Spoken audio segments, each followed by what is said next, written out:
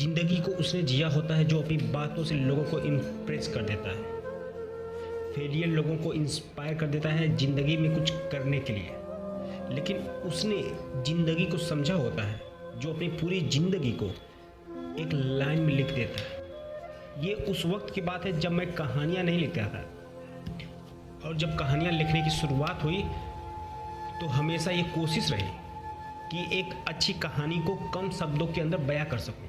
मैं कहानियाँ कम, हाथ से ज़्यादा लिखता था। गुजरी हुई ज़िंदगी की बातें लिखने का नशा ही कुछ और होता है। अगर उस वक्त को मैं आज कहानी बनाकर कहूँ तो यही कहूँगा कि साल 2012-13 ख़त्म होने वाला था, जब ज़िंदगी में आवारगी थी या आवारगी में ज़िंदगी गुजर रही थी। जब रात का अंधेरा और चाँद की चांदनी आपस में लड़ रहे थे तो मैं छत पे बैठकर आसमान के तारे गिन रहा था। मैं रोज़ तारे गिना करता था। ऐसा नहीं कि प्यार मोहब्बत इश्क वगैरह में था, हकीकत ये थी कि मेरे पास कोई काम नहीं था करने के लिए। जब सुबह का सूरज और मैं दोनों एक साथ घर से निकला करते थे, ये उस समय की बात है जब मैं ग्रेजुएशन कर रहा था और गांव के पास ही पीजी कॉलेज था जहाँ से मैं ग्रेजुएशन कर रहा था, और उसी के जस्ट सामने एक चाय की दुकान थी। बहुत कड़क चाय देता था, जितनी कड़क उसकी चाय नहीं थी उससे कहीं ज़्यादा उसका दिमाग ज़्यादा गर्म रहता था। ये बात 2014 के पहले की है। अगर 2014 की बात की होती तो शायद मैं समझ जाता कि वो इतना गुरूर में क्यों रहता है। जिन लोगों को मेरी बात समझ में आई उनके लिए ठीक है, जिनको नहीं समझ में आई छोड़ो, आगे बढ़ते हैं। मैंने कभी भी स्कूल की प्रार्थना में हिस्सेदारी नहीं ली। हकीकत में मुझे 10 बजे का इंतजार रहता था कि वो कॉलेज आए और मैं उससे एक बार देख सकूं। वहीं पे कॉलेज के पास एक बार मुलाकात हुई थी, पहली बार उससे। पहली बार नज़र मिली थी, उसकी नहीं मेरी भी। उसने अपनी सहेलियों के साथ मुझे देखा था और मेरी तारीफ की थी। उस वक्त मेरी जबान और बाल बहुत लंबे थे। बाल तो अच्छे थे लेकिन जबान बहुत बदतमीज़ थी।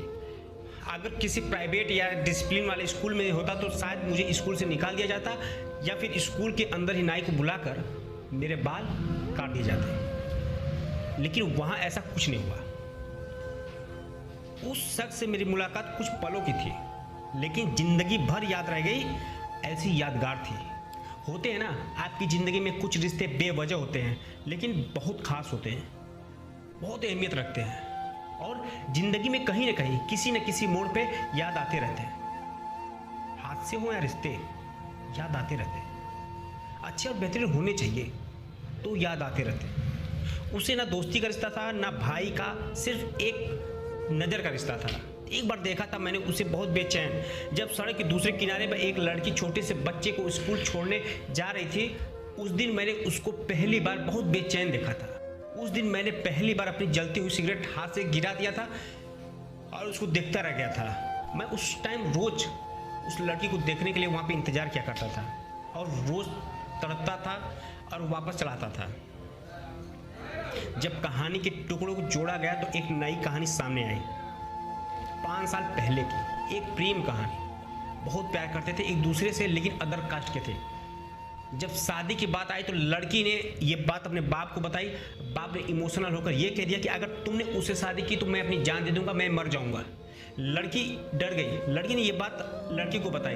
लड़के ने इतना ज़्यादा सीरियस नहीं लिया और ये कहा कि हम दोनों शादी कर लेते हैं, मैं सब ठीक कर दूंगा, सब ठीक कर दूंगा। लड़की को लगा इसे कोई फर्क नहीं पड़ता है, मेरे बाप के जीने से या मरने से इसे कोई फर्क नहीं पड़ता। लड़का कहता रहा वो तुम्हें इमोशनल ब्लैकमेल कर रहे हैं, मत मानना, एक बार शादी होगी सब ठीक हो जाएगा, कोई किसी के लिए नहीं मरता। ये बात सुन के लड़की को लगा शायद ये लड़का मेरे लिए ठीक नहीं है, और वो उसे छोड़ के शादी करके किसी और लड़के के साथ किसी शहर में चले गए। एंड ऑफ द मोरल कि एक लड़की के लिए अपनी पूरी ज़िंदगी तबाह करना सही है क्या? क्या सही वक्त पे अगर गलत फैसले हो जाए तो उसी फैसले को तकदीर मानकर ज़िंदगी गुजारना सही है क्या? क्या दुनिया में और लड़कियां नहीं है क्या? क्या दुनिया में कोई प्यार करने वाला नहीं है? तड़पते रहना और सांसें लेना, क्या यही मकसद उसकी ज़िंदगी का? महीनों बीत जाने के बाद वो लड़का उस लड़की के बाप से मिलने गया और कहा अगर मैंने उस दिन शादी कर ली होती तो आप नहीं मरते ना अंकल। तो लड़की के बाप ने कहा नहीं मैं मर जाता। लड़के ने कहा आप झूठ बोल रहे हैं, आप नहीं मरते अंकल। लेकिन लड़की के बाप ने कहा हाँ मैं मर जाता, क्योंकि सिचुएशन ऐसी आ गई थी, शायद मैं अपने आप को गोली मार लेता या फिर शायद बीच में आ गया। शायद, इस शायद ने बहुत सारी उलझनों को सुलझा दिया था और लड़के ने ये कहकर वहाँ से अलविदा ले लिया कि अंकल आपने अपनी बेटी को बहुत कुछ दिया, लेकिन मैंने उसके बदले में अपनी ज़िंदगी दी है, तो ख्याल रखना उसका। और वो लड़का ये कहकर वो शहर छोड़ के इस लड़की के शहर में आ गया। ना बाप की जान गई, ना लड़की की ज़िंदगी तबाह हुई, ये बना अकेलेपन का मुसाफिर।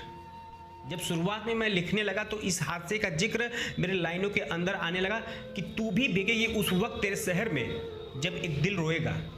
तेरे शहर के किनारे जहाँ सिर्फ किनारे हैं, वहाँ कोई अपना प्यारा सा आशियाना बनाकर तन्हा सोएगा। कारवां गुजरेगा एक दिन लोगों का वहाँ से और पूछेंगे लोग एक दूसरे से, कौन है ये दीवाना। उस दिन शायद वक्त की बोलेगा कि ये एक अनजाना, एक आवारा ढूंढ रहा है किसी अपने को, शहर में मारा मारा घूमता है दिन रात बेचारा किसी अपने के लिए। इस तरह की लाइनें उस वक्त शुरुआत की थी तो लिखी थी अपनी लाइफ के बारे में। मैंने कहा था ना, कुछ हादसे ऐसे होते हैं, बेहतरीन होते हैं, जो जिंदगी भर कहीं न कहीं याद आते रहते हैं।